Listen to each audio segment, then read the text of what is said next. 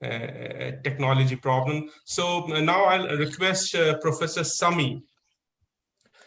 Professor Sami is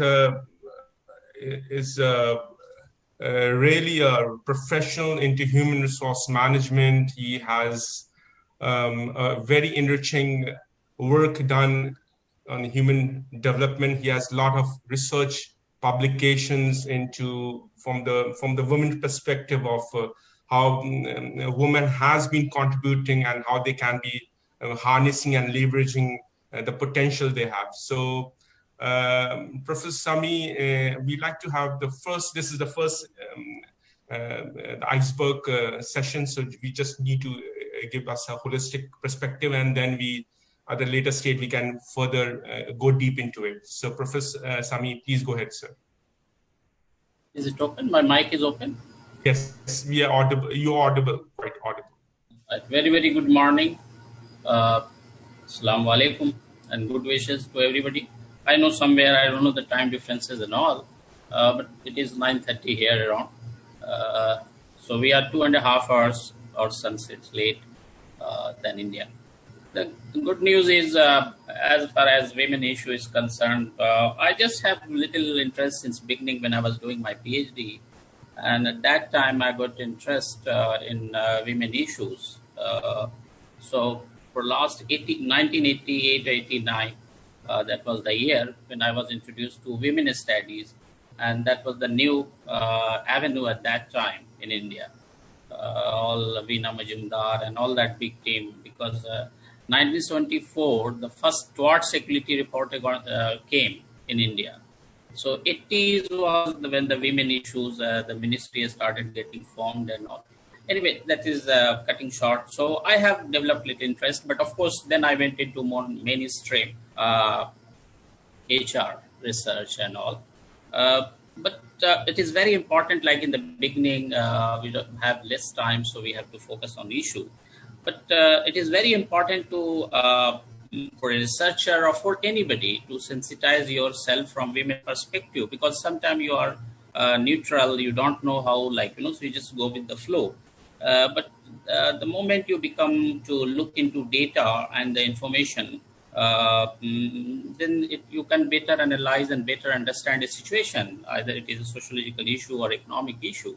So women issue is, biggest story. India has done considerably well. Saudi, we have done wonderfully well in last year. Is supposed to be in last few years, though, without going much into that. But 2019 is supposed to be the best year for women in India. So women's story has becoming good. And this Human Rights Watch, I am not saying, it's not my word in Saudi Arabia. In fact, yesterday I was just reading Women 20, because the Global 20 is G20 meeting is going to be here in Saudi Arabia. And women group has been formed, and they are talking about all kind of issues of women empowerment. So that's I'm saying is a good story. But of course, it takes to evolve any, you can say that kind of interventions and making things, because the society takes time. Any sociological process or to change any kind of arrangement, which we talk about, a society or cultural development, it takes time and the process is slow. And there are so many variables, so you have to factor everything into it. It is not a switch. I still remember my supervisor, Surendra Jaitley, and she used to be very eminent professor. She was on the Women Commission Board in UP, and she was very active in National Commission for Women in India.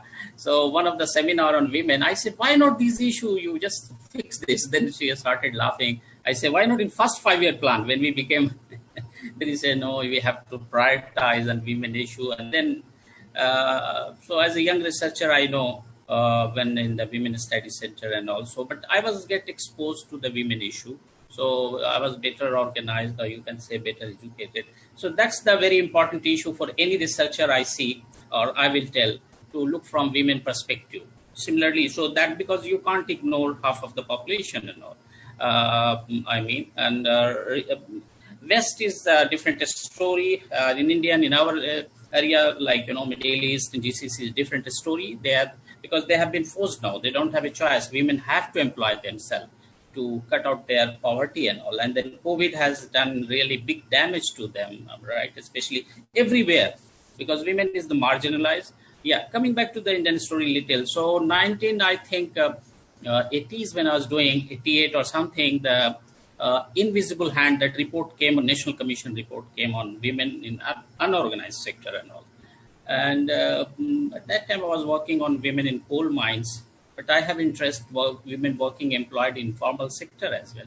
So I have been exposed to such women, and then I really firsthand, when you as a researcher, I felt, and I feel, yeah, really there is a lot of thing to be done. Though India is overall also we have huge problem, and in COVID scenario, yeah, I mean it is huge, and especially women are suffering, because when we talk about overall, then you find it is not only you can say, because they are the less empowered. I was just reading one of the NPR data, and the first wave came when the beginning of the March, end of when they came, because pandemic came on declared on 11th March and all, and with one of the slash 85%. I was just reading ILO data. They say 81% of world 2.7 billion workforce, they went into anything, because either the most of the establishment get full closure or partial closure. So most of them, 2.7% billion workers, they just went into hiding, or that created a lot of financial hardship also. We just know, in India, we're just reading 30%, 29.8 or something, the GDP is down. UK also around 20%, US around 10+%. The economy is down right now. So every country is trying too hard, and they are finding it difficult to sustain in present scenario. So I was just looking at 60%, 700,000 women lost in job in this is the US data which was visible. I wanted to share our part of data, but we don't have access because it will take time. But at least, so there are 60% those who lost job were women. So if you find all sort of women, especially if you find most across, like I was talking about that Shram Shakti report in India, informal sector, 90% or more. Somewhere I was just Bina Majumdar, she's one of the rights on, women issues in India, very celebrated author. And she said 94%, and she's talking about COVID scenario, there is a many-fold the impact is. So it is not losing job, violence at home, and then otherwise all sort of especially when the hospitals, 90% nurses are women, whereas the doctors, are more doctors are, say for example, male, and they are in isolation ward, all kind of a story coming, violence against women. So there is all sort of things, coming, a story coming. And if you look at why it is happening, because women, especially if you look at the segregation of gender-based roles, so it is not, in terms of employment and the benefits, they are not at par with. We all know very well.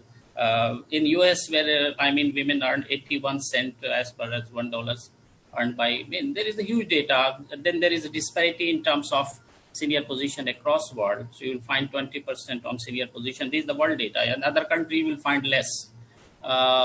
So in Indian situation, more or less close, or less, or maybe a little more. So I don't have access to data, but you will find plenty. US is 40+% where women are more in managerial position or executive. Though you have those green shoot coming here and there, some big CEOs and all coming, and Indra Nooyi, and also there are not many Indra Nooyis, believe me, especially. And those, there has been even a celebrated view that those people who are into, their perspective changed. So they are not so concerned with women issues.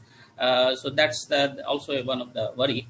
But in recent past, there has been many issues which have been. So like what has COVID has done, all that sort of jobs like restaurant, servers, bartender, fast food worker, hotel clerks, housekeeping, cleaners, retail salesman, nails, salon workers, all that sort of staff at theaters, entertainment, industry and all. So, all of them, and service sector especially, because there is a high risk of losing their job, and most of them, a good number of them, they lost the job. So, especially. So, because if you look at the old data, I was just referring, and I was just saying that most of these low-paying job is, 42% women are in low-paid job, and most of them they live in or near poverty. I'm talking US, not India.